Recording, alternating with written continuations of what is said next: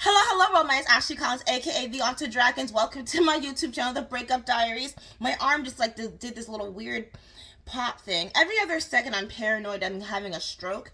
I don't know. Just watch the internet too much. Okay, speaking of watching the internet too much, something that I do, which I'm sure that we all do when we're bored, we scroll through Instagram stories. I always find it fascinating because, like, a lot of it's silly, a lot of it's like giggle worthy. It's like scrolling through the channel on TV, going through, skimming through Cartoon Network or Nickelodeon, etc., etc. I also find it fascinating seeing how like people's minds work, and it's so interesting how they're so massively similar, but they feel so isolated. But okay, that's the story for another day.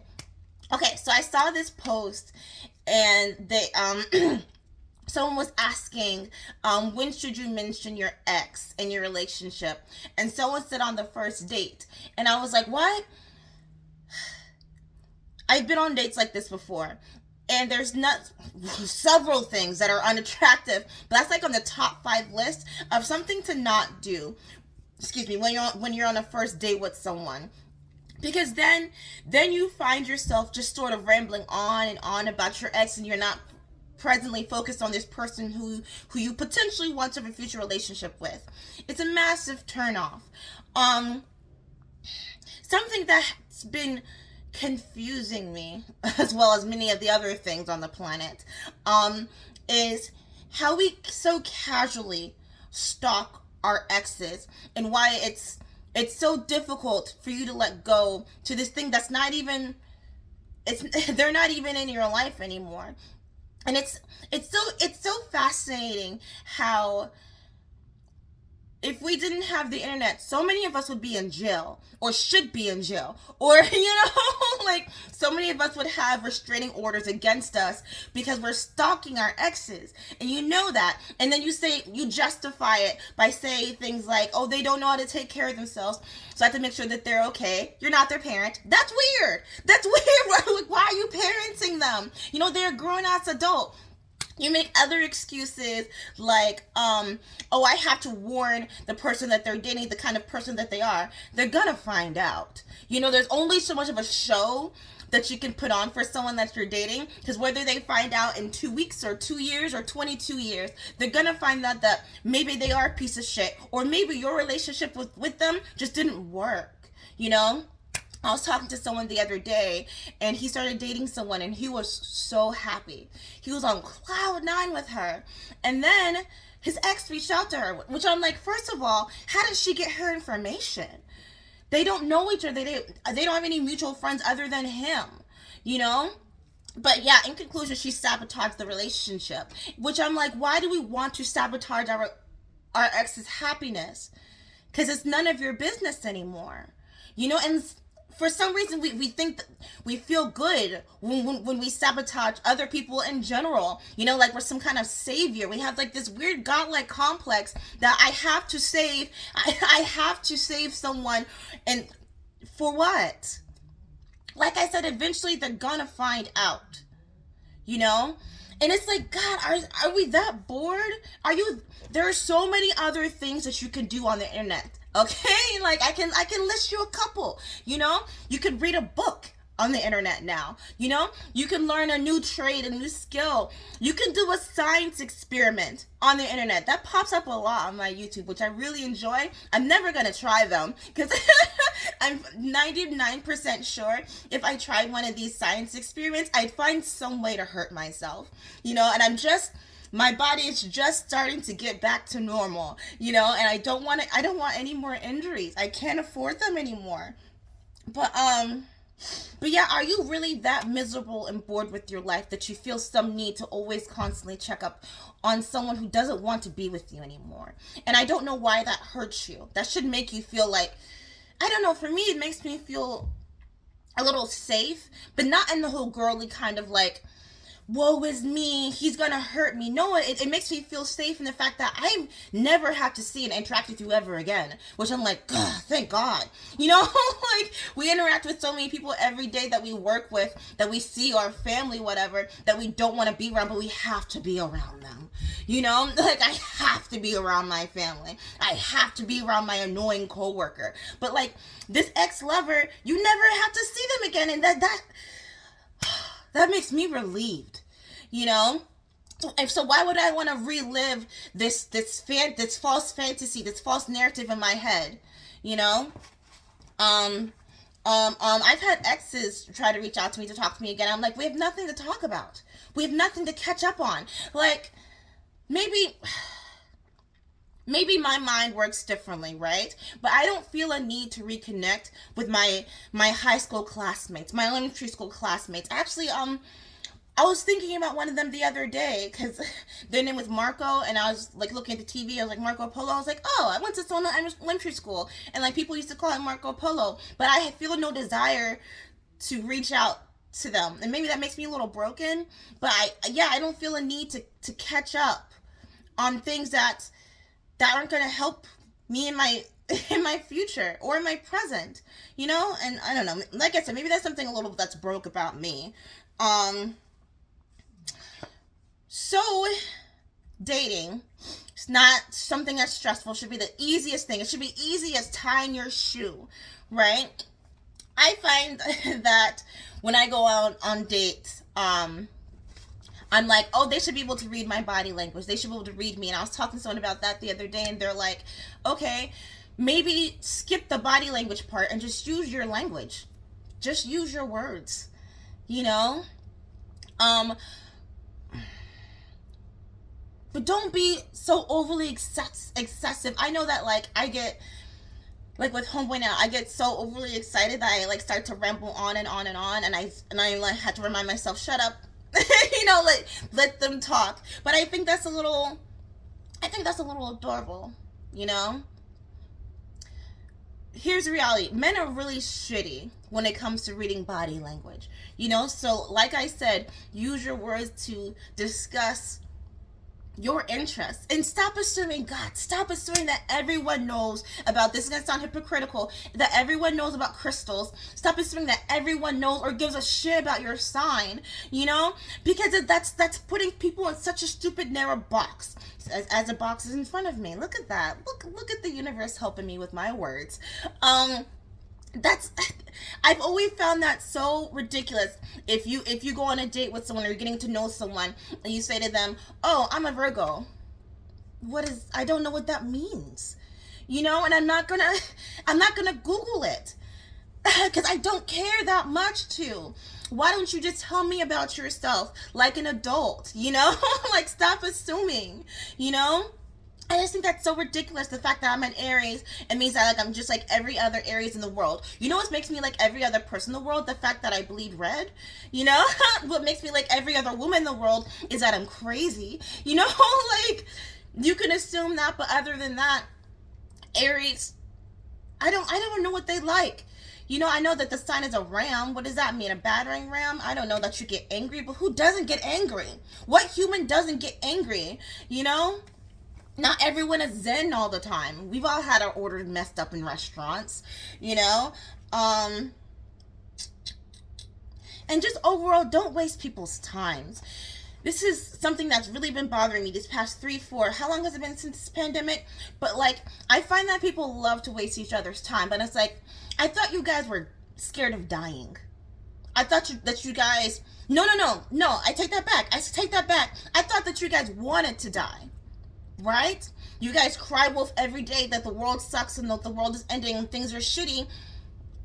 Then why are you wasting people's time if you want to die tomorrow? You know, which sounds so cruel. It sounds so mean, but it's true. You know? And you know what? I was talking to one of my friends the other day.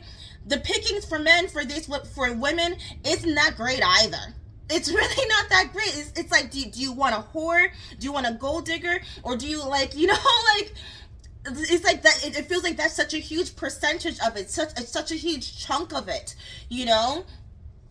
Or or something that I'm guilty of, or I'm like, maybe I'm making this up, but it's like a girl that's like, okay, what are you gonna bring to the table? Because I don't need anything from you. I don't need you in my life, which is such a, I mean, I've never been a man before, but I would think that that's such a harsh thing to hear, to say that I don't need you in my life, so what are you gonna bring to me? And it's like, I don't know. If you don't need me, then I guess I'll leave. You know? But also, I think that a lot of you men enable these whores by what you call it, by you faking it because you're trying to get something from them. You know, you fake act like a feminist because you're like, oh, she's gonna send me nudes if I act like, you know, I care about women's rights, you know. She's gonna send me nudes when I say something like, oh, you look sexy in that photo, which is really strange and very disturbing whenever you guys share strangers half naked photos. It's like you don't know this person and it feels very perverted, you know. But it's like there's no consequences for men that are perverts. Men are allowed to be creepy because if you don't give them attention, they're gonna cry about it. And it's like, God, I shouldn't be the one to tell you to fucking man up. If if I'm not interested in you, if you're making me feel uncomfortable, you know, like there's just some things that you just don't say.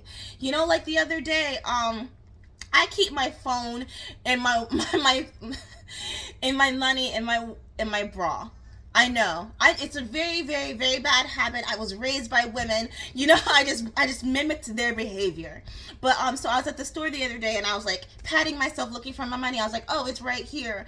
And this guy was like, yeah, that's a good place to put it. And I was like, what, you, bruh, that's why would you say that out loud? Turn your thoughts inward sometimes, you know. Like it's not your job to compliment every whore. Not calling myself a whore, but you know what I'm saying. It's not your job to compliment every woman. It's not your job to make every woman feel good about herself. That's her job. That's her partner's job. That's her family's job, right? I don't know what's this incessant obsession with guys thinking that I have to be the one to make her feel good about herself. Do you think you're going to get something from her for it? Does it really make you feel all warm and fuzzy inside by doing that? Like, come on. You're enabling these girls to not want to pursue intelligence, you know? But something I've noticed is you guys don't want smart women. You really don't. Not to knock down the woman, which I've been doing a lot lately, but the ones that you guys wife up aren't very intelligent. They're not very smart. And then you wonder why the relationship falls apart.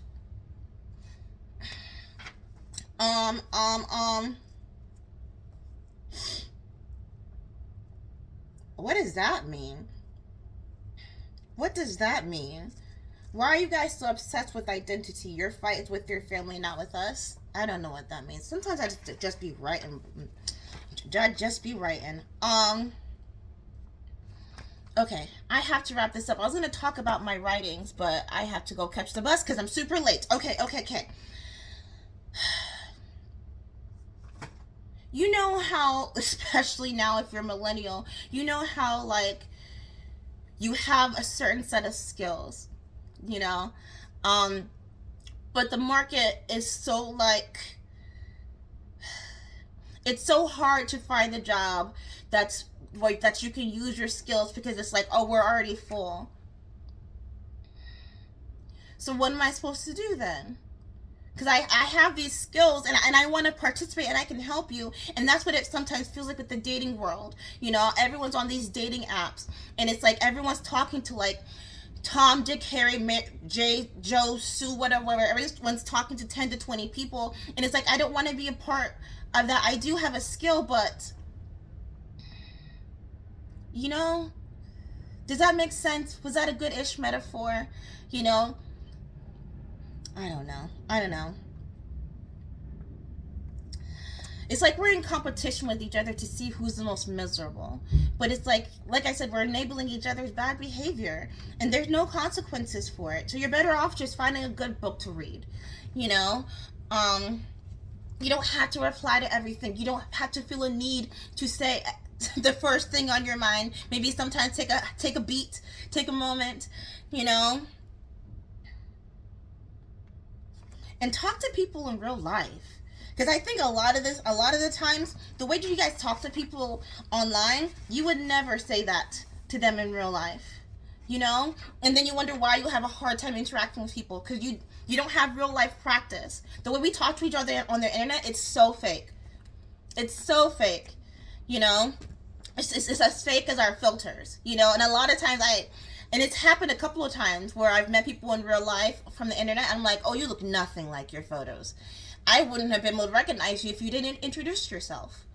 Which I'm sure that's another downside of dating women. You know, everything's a filter, everything's sucked in, everything's a duck face, you know, everything's pushed up, you know, and then you meet them in real life and you're like, well, this is disappointing, but I guess this is as good as I'm gonna do, you know.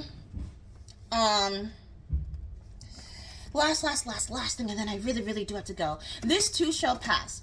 We think about that quote a lot with, you know, if something bad is happening in your life, you know, this too shall pass, but also this happy moment will pass. So, as you're dating, don't focus too much on it, because it'll make you, like, you know, throw yourself at them too desperately. But remember that this happy moment shall pass. So just try to be as present as possible. Try not to lie. I shouldn't have to say that out loud, you know. Yeah, I think that's it. I don't know. Stop stalking your exes. That's weird. That's weird. Grow up. Read a book. You know, get a hobby. That's strange. Like I said, most of us should be in jail. But, you know, like, with the way that things are set up in the world right now, the cops will be like, someone who's stalking you, oh, just ignore them. You know, like I don't have time for this. I have 1,000,002 other things to worry about. I don't have time to worry about you and your ex's petty fight, which, you know, could lead to violence, but that's something for another day. Okay, I'll talk about what else I want to talk about another time. Okay, bye.